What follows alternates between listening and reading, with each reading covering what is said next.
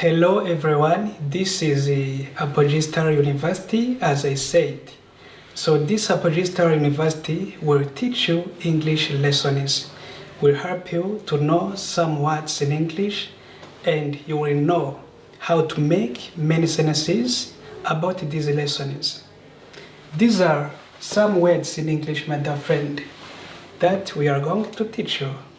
Mu by'ukuri nibyo twavugaga, aya namwe mu magambo tugiye kubigisha, kandi mu by'ukuri tugiye kuba twabaha icyongereza cyiza, amasomo meza yo kubafasha mu bumenyi bwanyu, yaba kubuzamura, yaba se gutangira. Mu by'ukuri muzamenya ibintu byinshi kunyura kuri channel. We are going to learn how we can use this word. This word is imbago. Imbago is something imposed, an official ban. Mu by'ukuri imbago cyangwa se imbagot mu by'ukuri ni ugukumira cyangwa se kuba wabuza uburenganzira ku bicuruzwa cyangwa se ku bantu cyangwa se ku bintu bimwe na bimwe. Mu by'ukuri ni ugukumira ikintu gishobora kuba igicuruzwa cyangwa ibindi bintu kuba cyaba kiri ku isoko cyangwa se kuba umuntu yava mu gihugu kimwe ajya mu kindi. Icyo gihe rero tubyita ko ari imbagot, ko mu by'ukuri abujijwe kuba yajya muri icyo gihugu, cyangwa se ko yafatiwe ibihano, cyangwa se ko igihugu kimwe cyafatiwe ibihano byo kuba wenda kitemerewe kugira ibyo gishyira ku isoko, cyangwa se kitemerewe kuba cyagira imikoranire n'ibindi bihugu kubera wenda ibintu bimwe na bimwe bibi cyakoze. Nk'Uburusiya, this is an example, bwarakumiriwe mu by'ukuri mu bihugu bimwe na bimwe. Ibyo rero tubyita to be embargoed. To be embargoed cyangwa se be embargoed mu by'ukuri ni ukuba umuntu ikintu cyakumirwa cyangwa se ibintu. Let's continue our lesson. We have some examples from this lesson zituruka muri iri somo. The first sentence: countries that abuse human rights are embargoed. Ibihugu mu by'ukuri bihonyora uburenganzira bwa muntu mu by'ukuri birakumirwa cyangwa se bifatirwa ibyemezo bishobora kuba bitari na byiza rwose. Countries that abuse human rights are embargoed. Ibihugu mu by'ukuri bibangamira uburenganzira bwa muntu bibujijwe wenda ibintu runaka cyangwa se birakumirwa. Things like that. We will be embargoed because of these products. Mu by'ukuri tuzakumirwa cyangwa se tuzafatirwa ibyemezo bitari byiza kubera ibi bicuruzwa. We will be embargoed because of these products. Mu by'ukuri tuzakumirwa cyangwa se tuzakorwa ku masoko, cyangwa se mu by'ukuri tuzafatirwa ibyemezo bishobora kuba bidashimishije kubera ibi bicuruzwa wenda bibi mu by'ukuri turimo turacuruza. We will be embargoed because of these products. We cannot be embargoed because we make good products. Ntidushobora mu by'ukuri gukumirwa kubera ko dukora ibicuruzwa byiza. We cannot be embargoed because we make good products. Mu by'ukuri ntidushobora gukumirwa cyangwa se gufatirwa ibindi byemezo kubera yuko mu by'ukuri dukora ibicuruzwa byiza. Products zacu are good. Mu by'ukuri produits zacu ni nziza. That country will be embargoed. That country will be embargoed.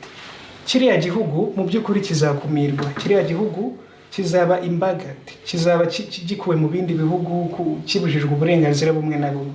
That country will be embargoed. Mu by'ukuri kiriya gihugu kizakumirwa. This country cannot be embargoed. This country cannot be embargoed. Iki gihugu mu by'ukuri ntigishobora gukumirwa, iki gihugu ntigishobora gufatirwa ibyemezo cyangwa se imyanzuro runaka kubera ko ni igihugu cyiza. This country cannot be embargoed.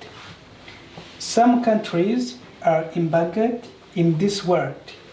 Bimwe mu bihugu hano ku isi mu by'ukuri byarakumiwe, cyangwa se bimwe mu bihugu hano ku isi mu by'ukuri byafatiwe ibyemezo bitari byiza.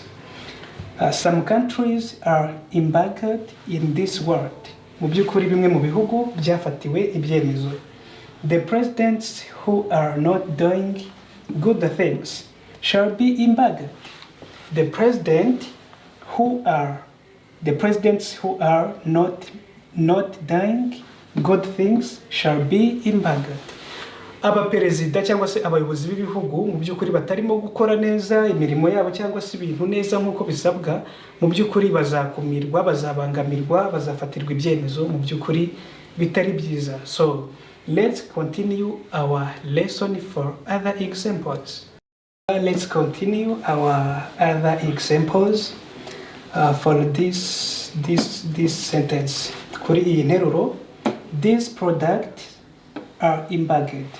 These products are embargoed. Ibi bicuruzwa mu by'ukuri byarakumiriwe ku isoko cyangwa se birabujijwe. These products are embargoed. Ibi bicuruzwa byarakumiwe cyangwa se ntibyemewe. Don't go to the country that is embargoed. Ntukajye mu by'ukuri mu gihugu cyakumiriwe, ntukajye mu gihugu cyafatiwe ibyemezo cyangwa se ntukajye mu gihugu mu by'ukuri bitemewe ko wenda kujyamo byoroshye. Don't go to the country that is embargoed. Ntukajye mu gihugu mu by'ukuri cyafatiwe ibyemezo cyakumiriwe. We are not embargoed from going anywhere. Ntago mu by'ukuri tubujijwe gutembera cyangwa se kujya ahariho hose dushaka. We are not embargoed from going anywhere. Ntago mu by'ukuri twakumiriwe cyangwa se ntago tubujijwe, mu by'ukuri ntago twafatiwe ibyemezo by'uko tutagomba kuba twajya aho dushaka hose. I hope that this lesson is very vital for you, and I hope that you are going to learn very better this lesson from Udategwa University. We are here for you, and don't forget to subscribe, to like, to comment and share. It will help us to become famous, as I said. So be blessed from this channel that is Udategwa University. See you for the next lesson.